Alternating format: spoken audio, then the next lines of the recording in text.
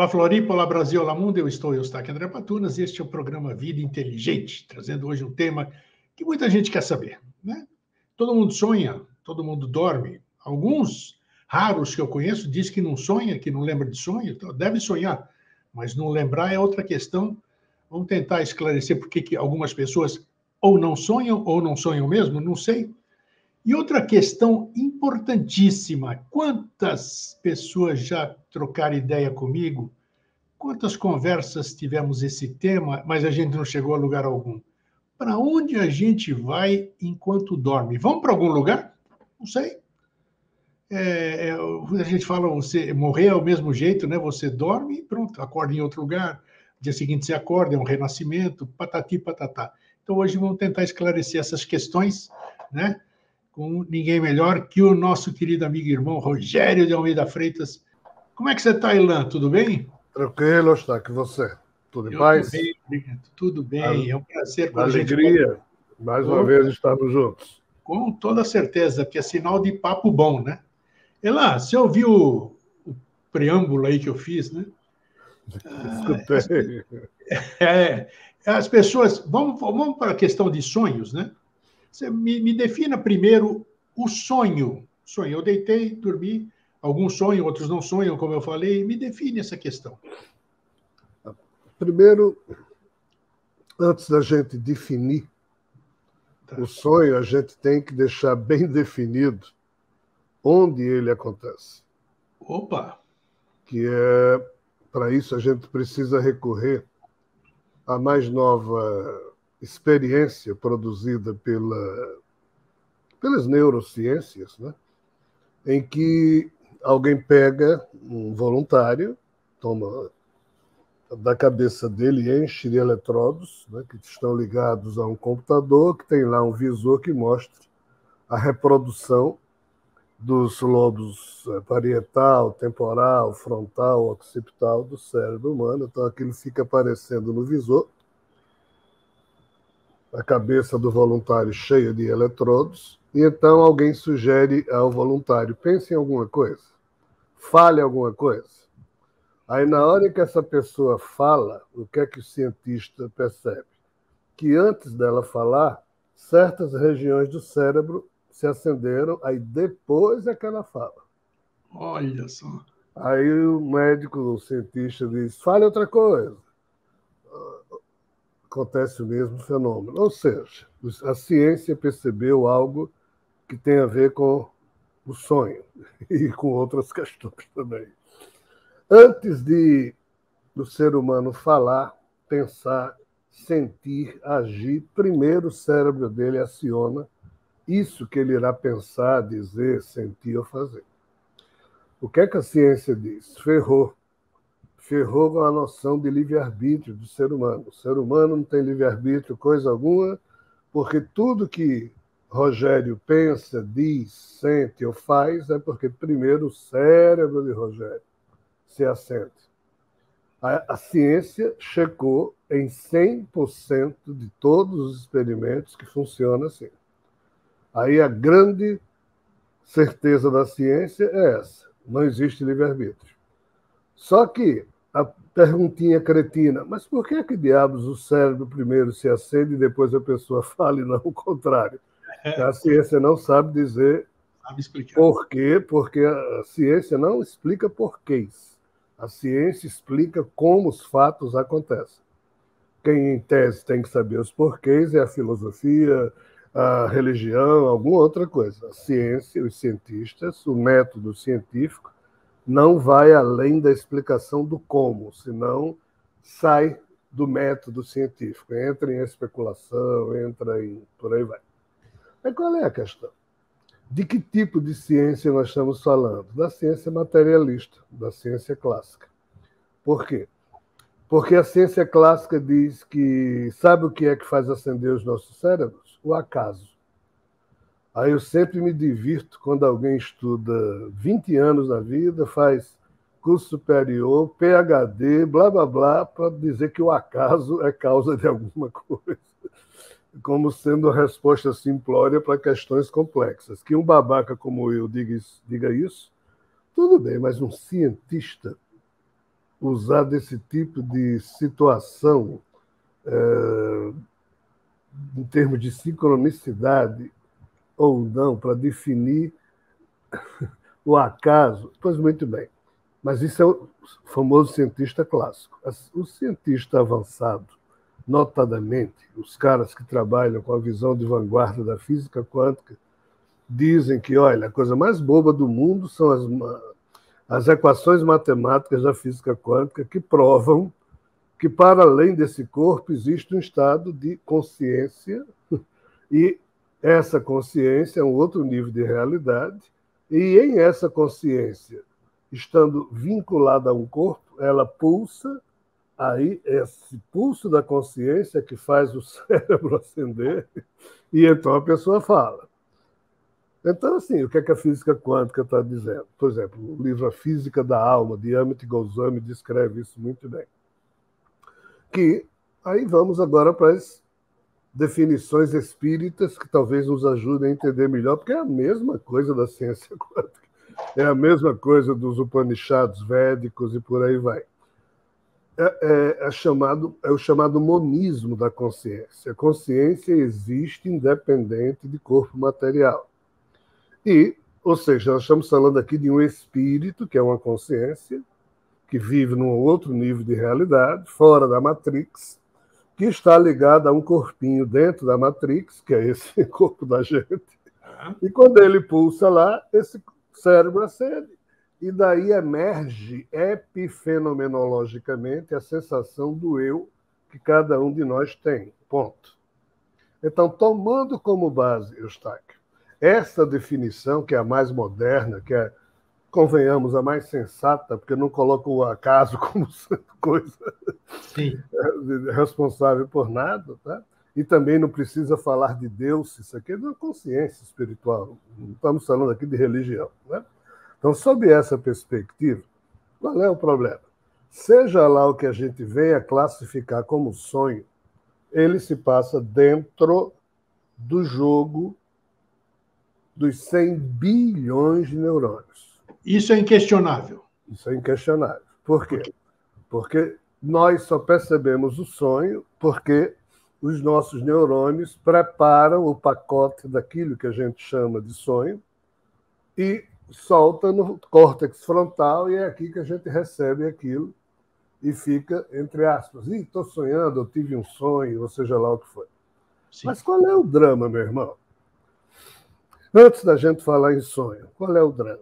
Dentro dessa caixa craniana, nós, seres humanos, temos cerca de, alguns cientistas dizem 86, outros dizem 100 B de bola, bilhões de neurônios. Mas vamos analisar o que é cada neurônio? Cada neurônio desse é uma célula que tem lá no seu núcleo os nossos 23 pares cromossômicos com o nosso DNA, e minha neta acabou de chegar aqui. E esse neurônio, oi, Sossô, tudo bem? E esse neurônio, ele tem milhares de bracinhos assim para fora, que se chama dendrites. Olha, eu pensei que era axônios. Axônio. Não, axônio só tem um. Ah, tá. Mas dendrites é outra coisa. Aí preste bem atenção. Vamos lá, quero esclarecer. Cada célula dessa tem milhares de bracinhos. Desses bracinhos todos, um é o axônio e o resto todos são dendrites. Tá ok. Cada neurônio desse se liga a pelo menos 1000 outros neurônios por meio das sinapses, que são as ligações entre axônios e dendritas. Qual é a sacanagem da história? Tudo que uma célula recebe para processar informação, nela entra pelos dendrites. Então, como uma célula tem milhares de dendrites, é uma porrada de informação penetrando na célula, mas ela só tem um axônio para dar saída à resposta. Entendi. E os cientistas descobriram que existe um código neuronal dentro de cada neurônio que meio que sacaneia a entrada de tantas informações que são distorcidas para que a resposta só se dê obedecendo a esse código neuronal. E então eu, Rogério, você, Eustáquio, o Papa, seja lá quem for, esse eu da gente se forma a partir da resposta dos axônios, que é só uma resposta, frente a uma porrada de informações que a cada segundo entra em nós. A física quântica diz que a cada segundo, 400 de bola, bilhões de bits de informação penetram na gente, mas o nosso cérebro, no seu total, em um segundo, só dá conta de decodificar 2.000 informações, que é o que o axôniozinho solta.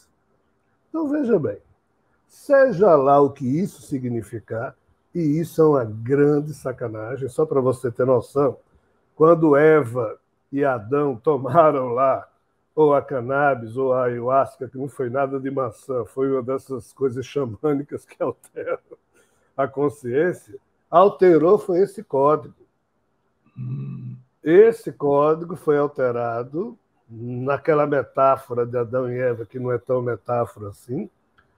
Por quê? Porque havia um alguém para além do ser humano que, quando criou o ser humano, criou para tomar conta ou comandá-lo ou controlá-lo de fora, até porque não existe nada aqui dentro, do jeito que não existe nenhum locutor dentro de um rádio falando, não há ninguém dentro de Rogério nem dentro de Eustáquio. Há um alguém lá fora que pulsa, esse cérebro se acende e a gente começa a falar besteira.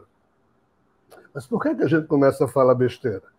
Porque os espíritos que nos animam perderam o controle, olhe bem, sobre seus cavalinhos humanos, desde que esse código neuronal, que já era um controle, foi corrompido pelo efeito físico-químico ou bioquímico da deberagem lá que Eva tomou. Então, hoje, nós seríamos uns seres humanos. Esse teria sido o pecado original, vamos dizer, em outras palavras. Estragou o plano do Criador. Só que isso também ferrou com a condição do nosso espírito, de ele, lá de onde ele estiver, dizer: atenção, meu ego, Rogério, diga a palavra zebra. Aí ele pulsa, aí eu digo cavalo. Aí ele diz, mas não é possível. De novo, aí ele pensa em carro, aí eu, chocolate. Ou seja, os nossos espíritos perderam a conexão direta, a capacidade fácil de nos influenciar devido a essa corrupção que terminou sendo produzida por Eva, vamos usar Eva, tá? Num código neuronal que já era escravizador, porque esse código neuronal é o que define o que cada espécie irracional é. Mas, deixemos de lá. Vamos agora para sonho. Sim. Então, situando o sonho nessa confusão... Bela introdução, necessária, totalmente necessária. Necessária, porque o sonho, esse corpo está dormindo, cara. Não há ação da vontade desse corpo. Não há ação nenhuma do corpo. Tudo aquilo que se reproduz no sonho simula e muito bem, às vezes com muito mais cores e sensações fortes do que a própria vida material que a gente carrega, Sim. outras situações, outros níveis de realidade que a gente nunca nem viu em filme, livro, nunca nem imaginou, ou outras vezes a gente conhece, mas a maioria das vezes é coisa totalmente nova. Sim. Né? E o pior, a gente sente que o nosso eu está lá e que a gente conhece aquilo. A sensação de que aquilo é tão real quanto isso aqui e que a gente conhece o ambiente, a gente conhece aquele fulano do sonho, aquela situação. Então, esse tipo de sensação, aí assim, a ciência morre aqui porque ela nunca conseguiu ir adiante. E mesmo as perspectivas do que para trás, lá atrás, o sonho já foi muito melhor decodificado na perspectiva do que então se sabia, do que hoje o é, mesmo com todo o avanço tecnológico. A gente continua sabendo nada em termos de ciência. Tá? Mas então vamos lá. Vamos imaginar que sonho, então, é uma descarga que acontece no âmbito dos nossos neurônios. Tá. E como eles recebem bilhões de informações, mas somente pode dar uma resposta para o eu da gente, porque esse eu da gente é formado por essa única resposta dos neurônios. E o pior, todas elas são iguais. Então, se o corpo está inerte, o que é que nós estamos falando aqui? De movimentos da hipótese 1. Tá? São basicamente 3 hipóteses. Hipótese 1. Movimento da nossa consciência, que não está nesse corpo, a tal consciência que está lá, seja lá onde for, que está vivendo a sua vida, mas como ela está ligada a esse corpo, ela termina cedendo os lobos cerebrais de alguém que está dormindo, e os axônios são obrigados a produzir algum enredo, algum contexto dessa história, um enredo e um roteiro lógico, e então o que sobra disso é o que a gente chama de sonho que a gente sente. Então, de novo, hipótese 1. Como a consciência da gente independe desse corpo, esse corpo está dormindo, ela está se movimentando lá no nível espiritual, só o fato dela estar se movimentando, vivenciando algo, seja lá o que for, como ela está encarnada, ligada nesse corpo, os lobos cerebrais se acendem e os axônios criam um roteiro e o eu da gente sente aquilo. Então, sonho, na hipótese 1, seria isso. Sonho, na hipótese 2, seria essa consciência espiritual, sem grandes movimentações, gostaria de contar aquela história para o eu dela encarnado, aí ela direciona de forma a mais organizada possível para a sua competência espiritual uma narrativa, uma história, um pacote de memórias vivas.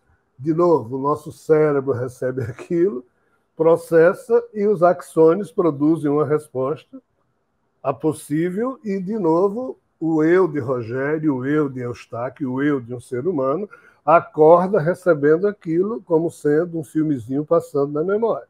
Isso. Essa é a hipótese 2. A hipótese 3, que seria o mesmo que, como esse cérebro tem 100 trilhões de estradas neurais, que significam arquivos sinápticos que acontecem entre os axônios e os dendritos dos neurônios, do jeito que quando a gente vai desligar um computador, a gente dá a ordem, o computador demora alguns segundos para fechar, por quê? Porque ele está fechando os arquivos para desligar.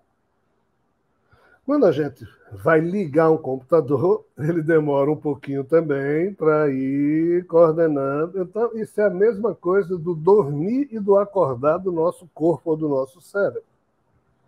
Quando a gente vai dormir, o cérebro faz uns movimentos para organizar as memórias e tem também uns movimentos durante o sono que terminam provocando, porque qualquer movimento ou na consciência da gente, ou nos arquivos memoriais, produzem uma resposta para os axônios, e os axônios dão a resposta e a gente sente alguma coisa. Então, nós estamos falando aqui de 3 tipos de sonhos possíveis. Sim. Tá? E os 3 acontecem. Tá certo? O que eu posso dizer, tá certo? E isso não é nada científico, é apenas... Aí estou só lhe respondendo de acordo com aquilo. Isso. Que minha vivência permite dizer. Os 3 acontecem. Os sonhos normais, que têm a ver com vivências do nosso espírito, os sonhos mais encomendados pelo espírito, em que vem antevisão de fatos, impressões sobre fatos que irão acontecer, ou notícias sobre fatos que irão acontecer, premonição, blá, blá, blá, blá, blá, blá, várias outras coisas. E esses sonhos mais sem futuro, que eu chamo, que não tem significado maior porque é só o desarranjo químico dos elétrons, dos neurônios, para fechar ou abrir, para ligar ou desligar o funcionamento do nosso eu. Me diz uma coisa, os psicanalistas, esses caras famosos, Freud, Lacan e outros assim, a visão deles sobre essa questão tem alguma coisa a ver ou não? O que eles conseguiram alcançar mais próximo da realidade? Tem, todos eles. Veja só, Nietzsche fala do perspectivismo que a gente tem que colocar em tudo que faz. Né? O perspectivismo é um instrumento filosófico que permite você olhar para uma mesma questão a partir de inúmeros ângulos ou de diversos ângulos distintos, porque somente assim você poderá ir compondo um painel mais sensato, mais honesto sobre aquilo que você quer procurar definir. E o sonho ele precisa ser visto sob diversos ângulos. Né? Então, Freud, Jung, Lacan, esse pessoal todo, apesar de certos exageros, na minha opinião, de alguns deles, que tomaram como sendo definição segura o que ainda era só impressão, isso não é uma ciência exata, e eles pretenderam ser exatos, eu respeito, mas não concordo, porque sai do método científico em termos do que... Né? Então, assim, eu posso sair do método científico, você pode, mas um cientista não pode. E esses seres aí que nós falamos se têm como cientistas, respeitáveis cientistas. Então, assim, eu acho que eles extrapolaram em tomar como sendo verdadeiro, e acho que a psicanálise exagera ao tomar como sendo verdadeira, algumas questões que devem ser situadas apenas como possibilidade. Tá? Mas eles foram a fundo, e como seres humanos, os caras foram maravilhosos, porque não é fácil trabalhar sem a instrumentação que hoje existe, e especificamente esses três aí que nós citamos, Freud, Jung e Lacan, trabalharam sem a menor condição tecnológica e realmente foram geniais. É claro que eles deram a impressão pessoal deles, né? Porque exatamente. Agora, tem uma questão aí, foi bom a gente falar sobre isso, que é imprescindível para a sequência da nossa conversa. Nesse sonho, você definiu bem, e foi necessário a gente falar sobre sonho, porque deve ter uma diferença, e aqui que está o cerne da questão. Desdobramento, viagem astral, sei lá como é que a turma define. Se dá um monte de nomes a um fenômeno que é aí que a gente confunde com sonho, e muitas vezes não é sonho, é aqui que eu quero chegar. Por que às vezes a gente, mesmo com a maioria sem consciência nenhuma, né? Você falou da consciência. Eu durmo, vou para algum lugar. Vou para algum lugar. Às vezes eu lembro de onde eu estive, você falou, é um lugar conhecido, às vezes é um lugar totalmente desconhecido, mas é colorido, é maravilhoso, é geométrico. Você é capaz de, puxa, se você tivesse uma filmadora, sabe o que eu faço muito quando eu estou dormindo? Eu pego meu celular e fotografo, mas nunca consigo que imprimir aqui no telefone, rapaz. É engraçado, eu vou para os lugares que eu vou, eu estou com o celular na mão, onde eu vou, tento bater foto, mas não consigo. É engraçado, porque olha a consciência trabalhando a nível de entendimento, né? Elan, como discernir, como diferenciar um sonho de um desdobramento? Explica o que é desdobramento também, se isso é possível, se não é, o que é. Essa matéria é muito controversa, como a do sonho, mas também deve ser objeto de busca de todos nós, porque ela é inerente à vida humana, penso eu. No exemplo que eu estava dando, né, existe uma consciência espiritual que mora, reside, habita um nível espiritual, um nível de uma faixa de realidade diferente dessa nossa. Existe essa faixa de realidade a qual esse corpo pertence. Só que aqui dentro desse corpo, do jeito que dentro de um rádio também não tem um locutor, aqui também não tem um eu. O eu, Rogério, não é esse corpo. O eu, Rogério, não pode ser esse corpo. Os Upanishads induz a visão védica sobre isso, define muito bem aquele que se confunde com o corpo. Chama de Derhatma Buddhi, aquele que pensa que é o corpo. Olha. A pior besteira que a gente diz é quando eu morrer. Por quê? Porque, de fato, esse corpo morre, mas o eu da gente não morre nem a pau. Então, a gente não deveria dizer quando eu morrer, porque aí a gente está se confundindo com esse corpo. Torno a dizer, o corpo morre, o eu da gente continua funcionando ininterruptamente, mesmo sem esse corpo físico funcionar. Nesse sentido, qual é o problema?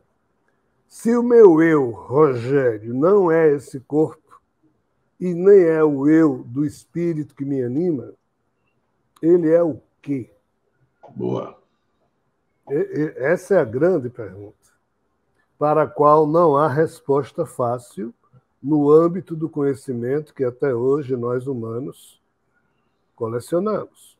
Mas, nesse âmbito do pouco conhecimento que a gente coleciona a respeito, é possível a gente traçar algumas pistas interessantes. A que mais me atrai e a que bate, a que tem ressonância com o tipo de experiência que eu tenho, e aqui eu preciso, com muita prudência, colocar umas vírgulas em relação ao que acontece comigo e o que eu vejo muitas vezes, muita gente dizer de desdobramentos que eu respeito, porque, afinal de contas, a experiência de cada um.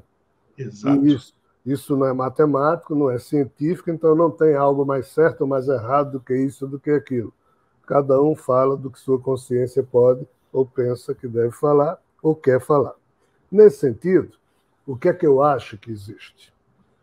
Existem dois polos de eu, ou de eus, sendo um polo a mente eterna do espírito que me anima, e o outro polo, este que se hospeda nesse corpo, quando esse corpo está vivo e, portanto, o espírito está encarnado.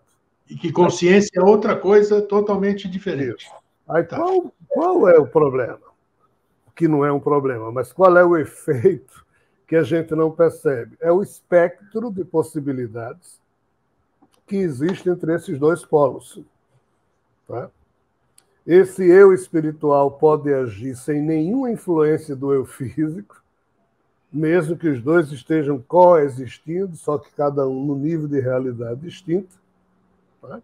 Como esse eu espiritual, se esse eu físico estiver pesadaço, pesadão, cheio de arquivos, com ego, com karma negativo, aí com essas coisas malucas todas que, infelizmente, a humanidade está totalmente infectada.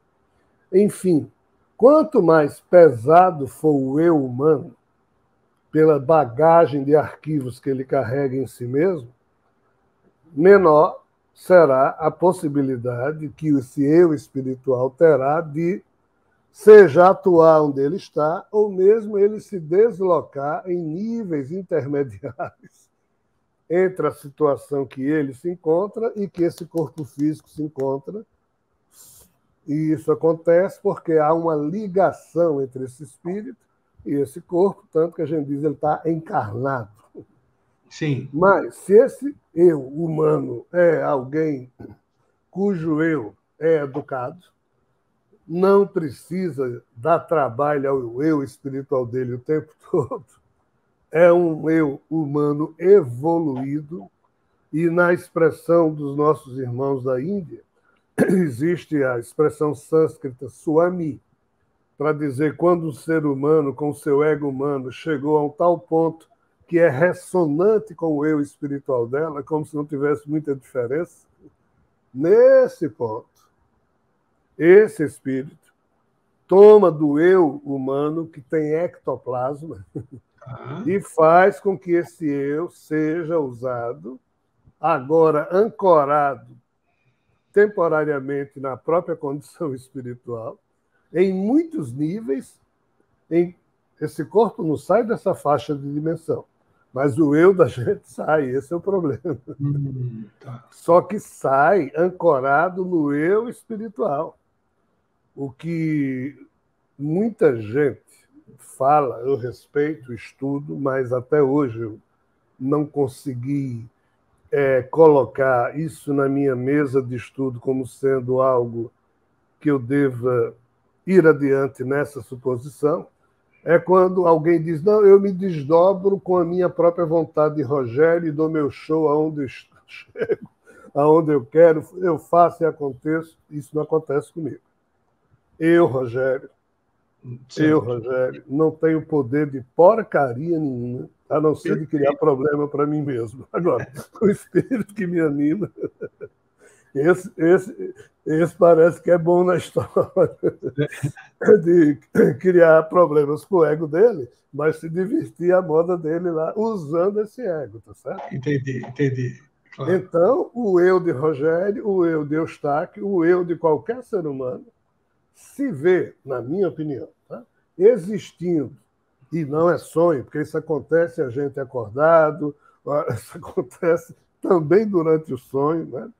Mas aí são utilizações específicas que o espírito da gente faz do nosso eu, aí surge o mistério, que é esse espectro de possibilidades, porque aí nós estaríamos falando de quê? De uma multiplicidade de faixas de realidade simultâneas e paralelas à nossa, e não necessariamente essas faixas seriam de ordem espiritual. É um outro tipo de contexto que eu particularmente chamo de astral, porque aquilo ali é, entre aspas, mais vivo que isso aqui. Muitas dessas faixas, né, fazem com que o eu da gente tenha uma sensação de pertencimento, de ligação com as coisas que ali estão, e as coisas que ali estão repercutem no nosso psiquismo de uma forma muito mais forte do que a que acontece aqui embaixo, quando a gente está aqui acordado, como é o meu caso e o seu.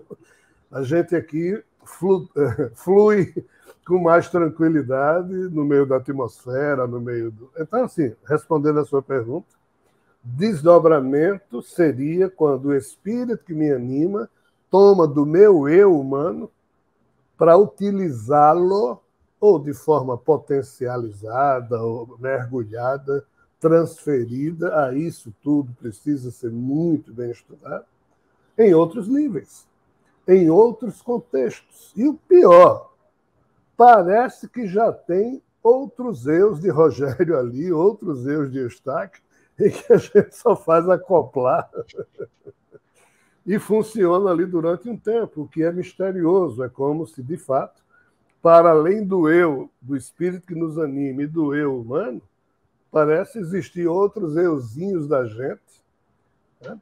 Meio que metido em bolhas psíquicas com outras figuras que a gente conhece dessa vida e de vidas passadas, ainda como se estivéssemos removendo poeira de memórias que precisam ainda ser trabalhadas.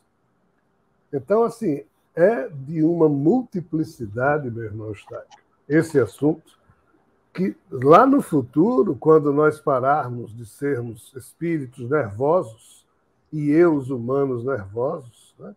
E quando não tivermos que gastar tanta energia da gente com trivialidades da vida material, a gente talvez tenha sensibilidade, e claro, aí precisa de um refino intelectual, de uma sofisticação em termos de posição de consciência pessoal, né? Para poder, então, compreender a diversidade ou a multifuncionalidade que o eu humano tem. Isso que eu estou lhe dizendo, eu reproduzi já em 2 ou 3 palestras ao longo da vida, exatamente sobre a multifuncionalidade do eu humano. Bacana. Eu quero... Agora, tá. Nós temos aqui... Você falou, certa ocasião, que eu troquei essa ideia com você em off. O que acontece... O que você acabou de dizer é mais uma prova de que nós não temos livre-arbítrio, né? A gente mexe com a gente a hora que eles querem. Isso é um pouquinho. Eu comentei com você o que acontece comigo e com as milhares, se não milhões de pessoas. Eu, por exemplo, vou simplificar, eu tenho que dar o meu testemunho, porque se eu contar a história de outro, é o testemunho de outro, né? O que eu vivencio. Muitas vezes eu estou aqui, estou conversando com você, de repente me baixa um sono incontrolável, eu tenho que me deitar, eu apago, e depois de 1 hora, 2 horas, não sei o quê, eu retorno. É uma coisa incontrolável. Às vezes, raras vezes, lembrando de onde eu fui, a maioria das vezes não sabendo para onde eu fui, porém, muitas vezes, somatizando no corpo físico uma espécie de cansaço, vamos chamar assim. Esse relato que eu estou te dando, milhares, milhões de pessoas que eu converso, que a gente conversa no off aqui, sabe que esses assuntos não podem ser tratados em roda de conversa, é muito difícil. Então, o que acontece? Existem... Aí entra um monte de conjecturas, né? Ah, você foi desdobrar. Ah, porque alguns... Ah, porque eu estive lá, teve um grande acidente, eu fui lá para socorrer. Como você foi lá para socorrer? Não sei o que você foi fazer ali. Então, entra um monte de incógnitas para a nossa mente racional que a gente não tem condição de explicar. Então, Elan, existe essa história de que as pessoas podem ser usadas em vigília, usadas é o termo, chamadas, convocadas, eu não quero partir para conjecturas, elucubrações superiores. Pessoas que podem ser chamadas, seres chamados espíritos, seja lá o que for, como é que você define, para ajudar em situações de terremoto, de maremoto, de tsunamis, de grandes tragédias, de resgates. Isso é possível ou é elucubração? Elucubração não pode ser, ou é... Nós estamos falando algum dos três psicanalistas, ou nós somos loucos, que nem não sei o quê, precisamos ser estudados, ou existe, onde tem fumaça, tem fogo. Me dá uma luz sobre isso, Elan. Existem certezas, né, que a gente não deveria pretender tê-las. Como Immanuel Kant fala, o intelecto humano ele deve ser medido pela capacidade que ele tem de colecionar incertezas, né? Porque a gente não deve dar por sabido que ainda a gente pretende e precisa descobrir, o que é o caso desses tipos de desdobramentos. Porém, como eu disse, existem certezas que a gente não deveria ter, mas nesse campo, em que não me é dado, nem a mim nem a ninguém, possuir ter certezas, mas espiritualmente eu tenho, entre aspas, sim, uma certeza. Então, De que efetivamente nós humanos somos criminosa e maravilhosamente utilizados em situações que a gente nem imagina. Seja para essa faixa de realidade que a gente vive, seja para outros níveis. Assim, eu não vou a fundo, porque envolve terceiros, mas nessa minha existência, nos idos dos meus 40 e poucos anos, estou com 60 e boto força, mas assim, eu me lembro bem da questão, porque eu trabalhava num posto avançado da Caixa, eu era funcionário da Caixa Econômica Federal, já tinha fechado a agência e eu era o último a sair, porque era responsável por isso ou por aquilo, né? E quando comecei a caminhar em direção ao meu carro, que estava no estacionamento, eu me senti muito estranho. Mal deu para chegar no meu carro, abrir a porta e entrar ali, né? E simplesmente eu apaguei. Olha aí. Né? Mas antes de eu apagar, eu ainda vi que era próximo das 5h40 e alguma coisa da tarde. Já estava começando a escurecer aqui em Natal, que Natal escurece cedo. Sim. Né? E tudo bem. Depois o sentido voltou, ainda era antes de 6 horas, por isso que eu estou fixando bem o horário. Né? E quando eu voltei, eu me lembrei de uma criança, que é filho de um casal de amigos meus. Né? E passa-se o tempo, eu apenas me lembrei, mas também não... Resumo da história. Tempos depois, não me lembro quanto tempo depois, alguém me conta a seguinte história. Nós estávamos viajando nos Estados Unidos, levamos nossa família e o nosso filho teve um acidente. E ele ficou no meio da ferragem lá, coisa e tal, mas ele disse que ele diz, aí tio Rogério apareceu. Olha só. Aí, quando eu fui juntando os fatos, foi naquela hora. Que você teve um fuso horáriozinho nos Estados Unidos, era 1 ou 2 horas antes, alguma coisa assim, era no meio da tarde, para mim já era o fim da tarde. Né? Então, assim, eu estou contando isso, mas assim, isso não é. Eu, Rogério, não tinha a menor consciência de nada. Os espíritos da gente utilizam a gente, né? Porque, no caso, para aquela criança que hoje. Dá uma explicação para isso. Aquela criança, me vendo na cabecinha dela por razões que não. Ela ficou tranquila quando me viu.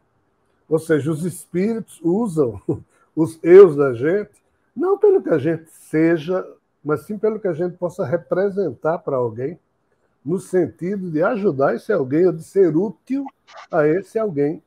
Né? Então. Pois é, eu queria fazer uma parte antes de você continuar. Você tocou num ponto crucial. Eu, você e todos que estão aqui não somos flor que se cheire, segundo o que a gente sabe disso. Então, nós estamos aqui para queimar karma, cada um sabe das suas crenças.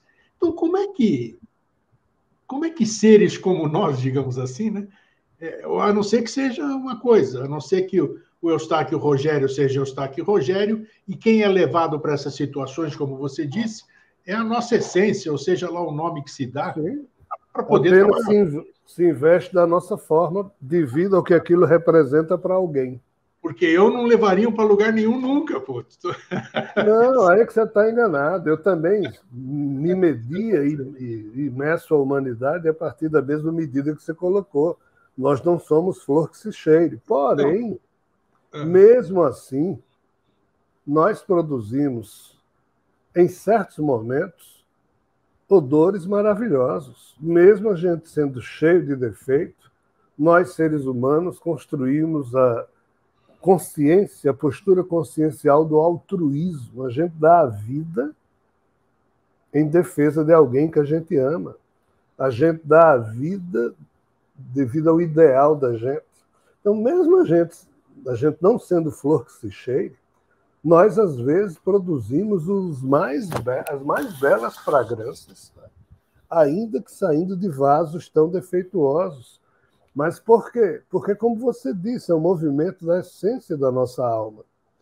Toma apenas emprestado o nosso eu humano devido às circunstâncias. Né? Então, no coração de alguém, para o coração de alguém, Eustáquio, Rogério, seja lá quem for, vale mais do que são. Porque, torna a dizer, nesse mundo maluco, a gente não é o que a gente é ou vale pelo que é. A gente vale pelo que a gente representa para as pessoas, como as pessoas valem para a gente pelo que elas representam para a gente. É uma espécie de uma conta particular de débitos e créditos entre a gente e outra pessoa. Né? Então, eu penso que é isso, não sabe, Eustáquio? Como todo mundo aqui é flor que realmente não se deve cheirar, mas ainda assim, dentre os fedorentos se amam e são úteis uns aos outros, mesmo com todo o fedor das nossas imperfeições, mas nós conseguimos produzir beleza. Ser alguém que é belo no paraíso, ou ser alguém que ama no paraíso, deve ser a coisa mais inútil, porque lá todo mundo ama todo mundo, já foi criado desse jeito, não tem mérito nenhum em ser o que são. Agora, ser isso que nós somos aqui, em pleno caos, portar um corpo que tem um DNA podre, que nos faz ser fedorentos, e ainda assim a gente conseguir produzir em certos momentos da vida fragrâncias respeitáveis, maravilhosas, é isso que nos faz humanos. Né? E em isso, nos fazendo humanos, o espírito da gente usa da nossa humanidade para apoiar não só outra pessoa nesta humanidade, mas parece que outras humanidades que tem por aí. Esse é o jogo, penso eu. Agora, por que diabos Eustáquio? Por que, Rogério? Aí torna a dizer, é essa conta corrente daquilo que Eustáquio e Rogério podem representar para alguém e o espírito de Rogério Eustáquio, associado ao espírito desse outro alguém que precisa da ajuda, poderem criar aquela sincronicidade naquele instante para aquilo funcionar. Tá, você utilizou agora no singular. Foi um caso que você contou e tudo. E quando acontece isso aí coletivamente, quando a gente Eu tive uma experiência que eu já contei N vezes aqui, no tsunami lá, aquele enorme, que matou mais de 300 mil pessoas. Eu acho que foi no Natal, né? Eu estava no computador, já contei essa história, mas vou repetir porque estava no computador 5 horas da tarde, trabalhando, como eu estou conversando com você, de repente esse sono absurdo. Falei, eu vou dar uma deitadinha na minha cama ali, nem tirei a roupa, deitei com a coberta, tudo aqui. Acordei no dia seguinte, 13 horas depois. 13 horas depois. Ninguém mexeu comigo, porque viu que eu estava apagado. E ao ligar a televisão, nem ligar a televisão, alguém me disse, puxa, pai, você viu o tsunami que teve aí? Aquela coisa. Então, foi um apagar, eu não lembro de nada, mas tenho certeza, uma certeza. De onde você tem essa certeza? Eu não sei. Eu não estava cansado, não tinha problema de pressão, nada disso aqui. Tenho certeza que eu fui levado para algum lugar. Agora, o que eu fui fazer, eu não sei. O que eu fui fazer, eu não sei. A pergunta é, uma pergunta difícil. O que eu fui fazer lá ou por que muitos de nós, milhares de nós, repito, que conversam comigo essas mesmas questões, uns lembram, outros não, estamos em resgates. Quem somos nós para ajudarmos alguém no seu desencarne ou no seu processo de passagem de um corpo para outro? Me explique isso, se é que é possível. Essa pergunta, ela não, entre aspas, contempla o seu principal pressuposto, né? A questão não é quem somos nós para sermos usados para esse tipo de serviço. Porque essa decisão se dá fora da Matrix. É o espírito da gente. O espírito da gente, fora da Matrix, vendo, acompanhando o que está se passando aqui dentro, seguramente acionado por outro espírito fora da Matrix, que estava lá no sul da Ásia, vamos assim dizer, nesses tempos de 2004, que é quando aconteceu esse tsunami. Foi.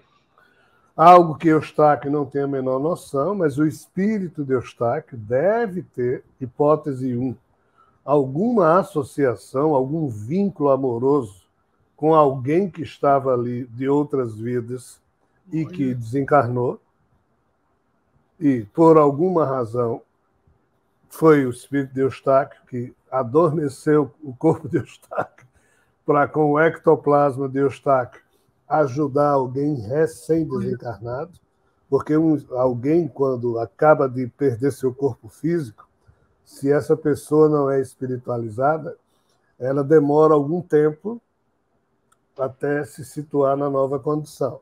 E, normalmente, as pessoas que morrem em acidentes cujo choque é traumático, ficam meio que em stand-by, né? Ficam meio que numa situação de descompasso total. Então, nessa hora, a energia alheia tem que ser emprestada para que aquele espírito, para que aquele eu possa ou adormecer bem, ou ficar imobilizado, ou ser reanimado para poder já começar né? E isso a gente aqui não sabe medir, a gente mal dá conta da nossa própria vida. Mas torno a dizer, o pressuposto da sua pergunta só deve ser direcionado para fora da Matrix. Quem são os nossos espíritos para decidirem isso, tomarem essas atitudes assim, porque os fatos, às vezes, são extremamente rápidos, né? E eles, às vezes, conseguem fazer isso com a gente acordado. Mas em outras situações, realmente, o corpo passa por esse processo aí que você disse. Mas a decisão está lá fora. O acompanhamento é fora da Matrix. É o que você querer ou não querer, você não tem essa escolha. Não, agora, você está tocando no outro assunto necessário aqui. Eu frequentei muito tempo, eu nasci ortodoxo, frequentei a Igreja Católica, depois eu entrei no Espiritismo, fiquei muito tempo, grupos de cura, Umbanda e tudo aquilo. E eu saí de lá porque passou o tempo e existia sempre aquelas disputas, né? Eu sou médium disso, eu sou médium daquilo, então tudo bem, fica médium disso, daquilo, os incomodados se retirem, saí dos lugares que eu fui. Diziam, e eu acredito nisso, que o médium, o intermediário, ou isso que nós estamos falando aqui, é o verdadeiro necessitado. Ele não é o gostosão, porque ele é levado para ajudar isso aqui. Eu acho que é muito pelo contrário. Você podia estar tendo o teu sono tranquilo lá de noite, o sono de passarinho, acordar de manhã, sem ter que ir trabalhar aqui. Então, se você vai, é porque você tem... Não tenho dúvida. Eustáquio, espírito chique não faz isso, é só espírito necessitado. Então, pé de chinelo, isso que é bom, se sentir pé de chinelo. É assim que é legal, você viu? Acabar com essa arrogância, com esse eu sou isso, eu sou aquilo, porque eu sou capaz de fazer isso e fazer aquilo. Então, isso é sentir prazer, realmente, se aqui tem. Você não tem livre-arbítrio para fazer isso, mas é uma realidade ou não, Elan? Que você... Espírito no paraíso, ele não tem logística operacional em termos de protocolo mental para agir no caos. Não tem No ninguém caos só age só quem está mergulhado com fezes até aqui vibratória, que é o caso da gente. A gente mal consegue respirar. Só estúpido ou retardado, desculpa a expressão, pode se sentir especial porque prestou um serviço. Mas é bom chocar. Porque, assim, nós estamos aqui, somos flor que não se cheira, nem a abelha quer saber da gente, não tenho dúvida. Mas, assim, ainda assim, nós eventualmente podemos ter o mérito de prestar para alguma coisa. Sermos úteis a alguma coisa chama-se oportunidade de servir. Espírito chique evoluído não precisa fazer isso mais do que em tese já... Mas nós outros precisamos fazer isso.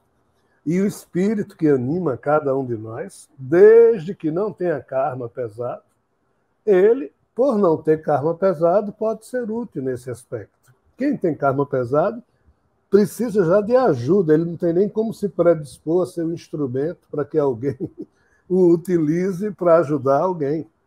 Então, só os espíritos que não têm karma pesado, ou não têm karma, e que estão vinculados aos protocolos do caos, da dificuldade, né, conseguem ser utilizados para isso. Mas, como você mesmo falou, a gente nem sabe. Então, não é questão de mérito, não é questão de ego, não é questão... Só babaca pensa isso. Nós estamos aqui a serviço uns dos outros. Ótimo. A gente não se realiza sozinho. A gente se realiza também vendo as pessoas a quem a gente ama, pelas quais a gente tem afeto, felizes. Né? Então, assim, se alguém que o espírito da gente ama, mas que eu, Rogério, não conheço, e o espírito sabe que essa pessoa está ferrada, e usar Rogério vai ter alguma utilidade, ele tenta, desde que ele possa.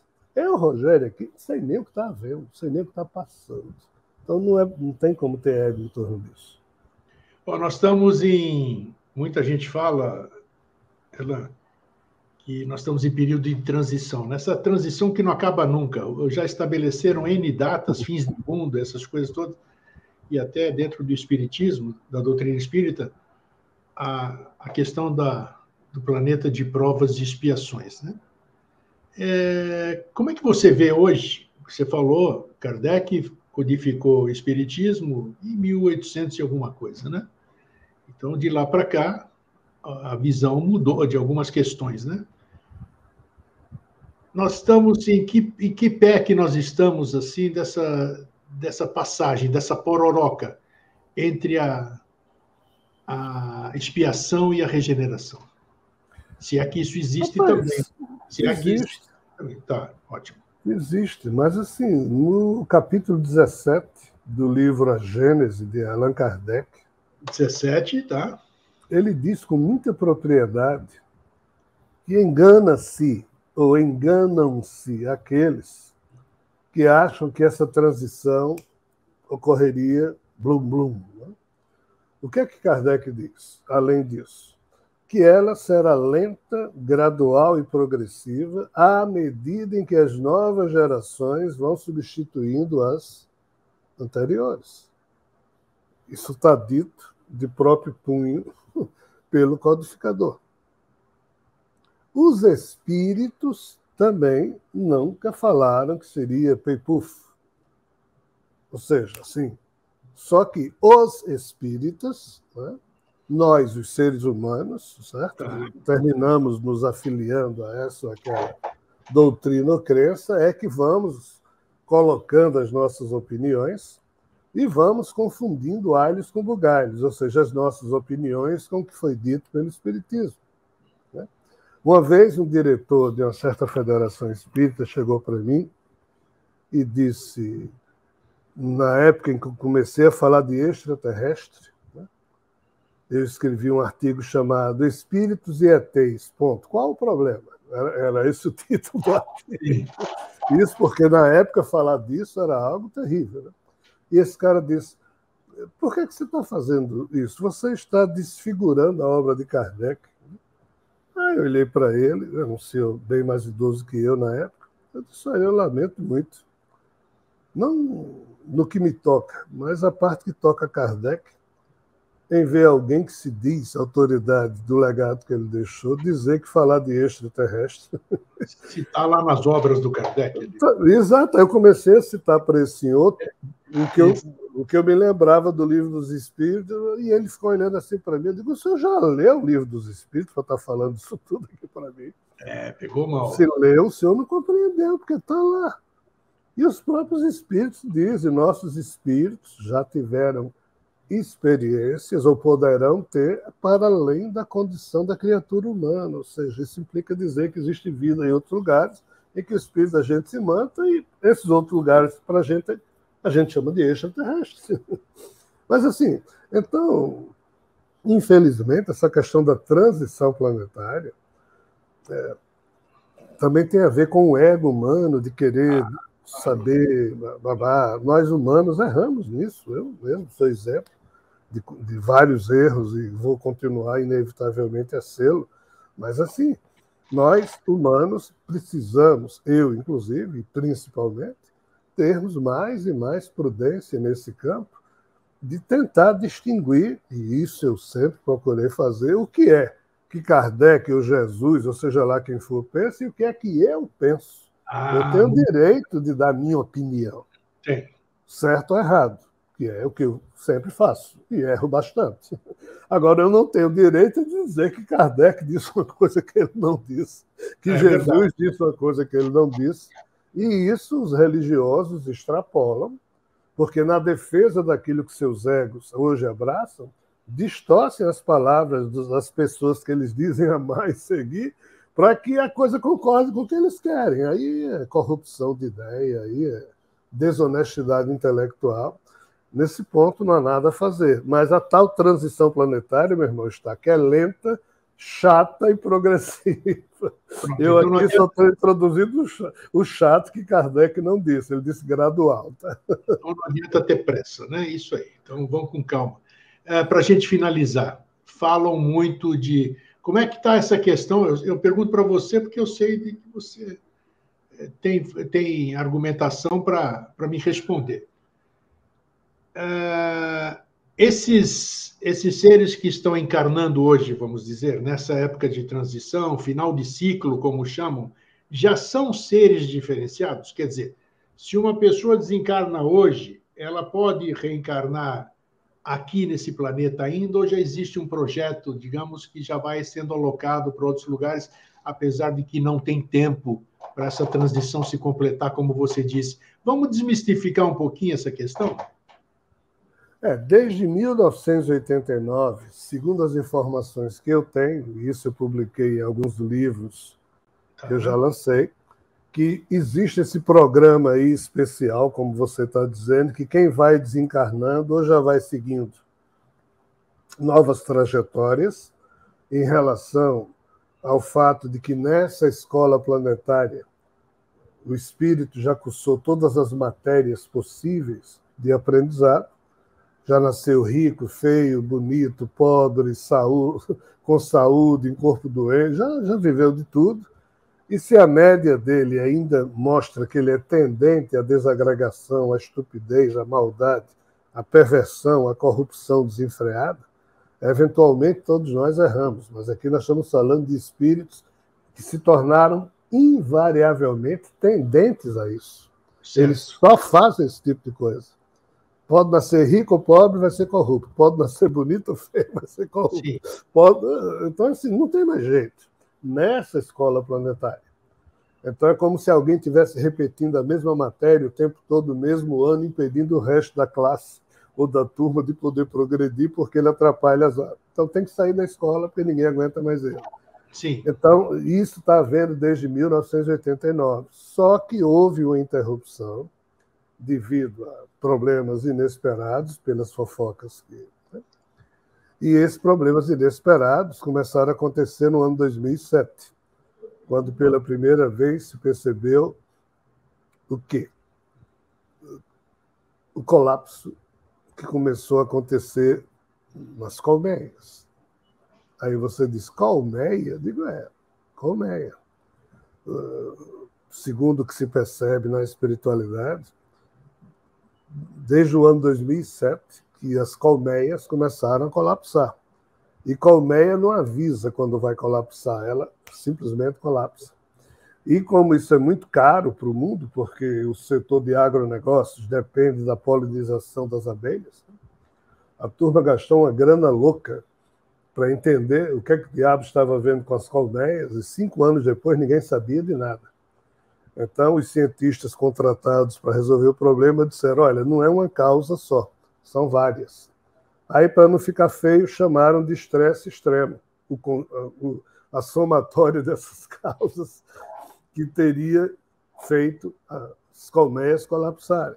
Qual é o drama? Até hoje, as colmeias, quanto mais selvagem é a colmeia, ou seja, o tipo de abelha que formou a colmeia, está todo mundo colapsando e ninguém consegue evitar. Quando isso começou a acontecer coisas estranhas no nosso universo vizinho e na espiritualidade. Ou seja, não era só sistema biológico colapsando repentinamente. Começou a se perceber essas mesmas coisas nesses 2 níveis, o que implicava dizer o quê?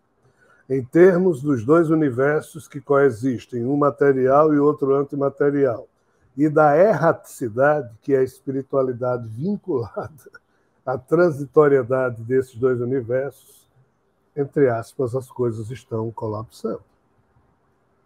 Essa transição ela foi meio que interrompida devido a esse problema. Por quê? Porque alguns níveis espirituais astrais começaram a colapsar, com espírito dentro, com espíritos adensados dentro dos níveis onde esse colapso ocorreu.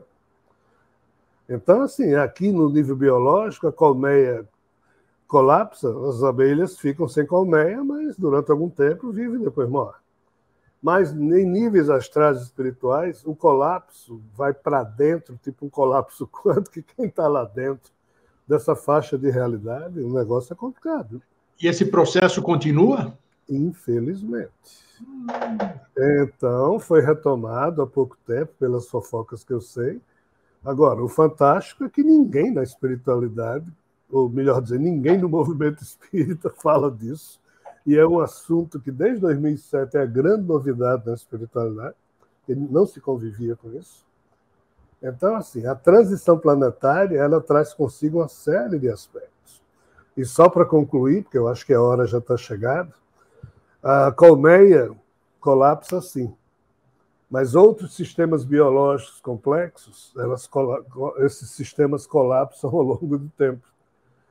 A colmeia não dá sinais que vai colapsar, mas outros sistemas complexos biológicos dão.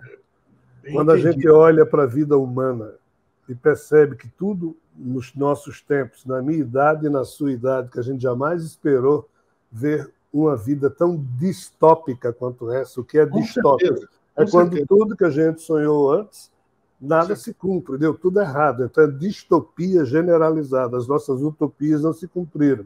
E o que diabos é distopia no âmbito do estudo dos colapsos dos sistemas? Distopia é um sistema colapsando aos poucos. O que implica dizer que a vida humana, o experimento humano, e por isso eu venho dizendo ao longo das palestras, nós estamos correndo perigo. Porque o experimento humano vem colapsando aos poucos. Os vírus estão emburrecendo e tornando o ser humano ainda mais estúpido.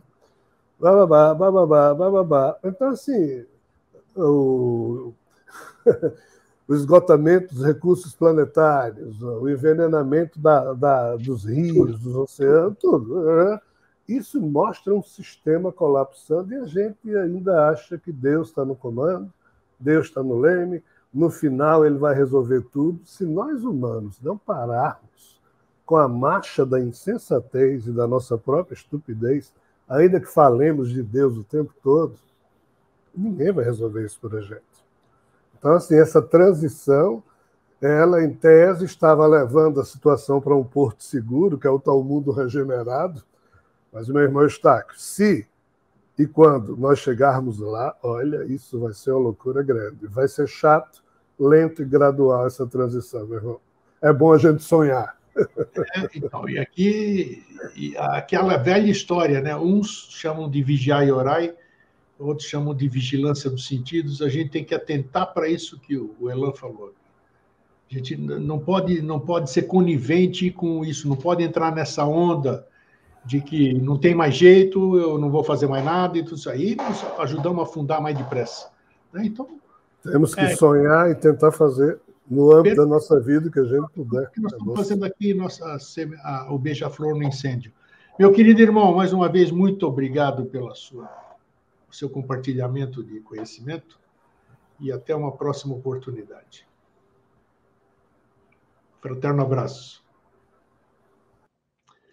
Gente, é bom, né? Às vezes tem pessoas, pô, não sei o quê, vocês são pessimistas, vocês falam assim, eu prefiro falar a verdade do que não dizer nada. Eu prefiro falar a verdade ou o que eu sei, ou o que eu penso, todo mundo tem o livre-arbítrio, do que ser omisso. Então é legal fazer as pessoas pensarem, opa, não está tudo às mil maravilhas, não é só ficar rezando que não vai acontecer nada. Não, tem coisas que vão muito além, e a gente tem que buscar isso aí. Milagres não existem, infelizmente não existem. Fraterno abraço e um feliz sempre. Até semana que vem.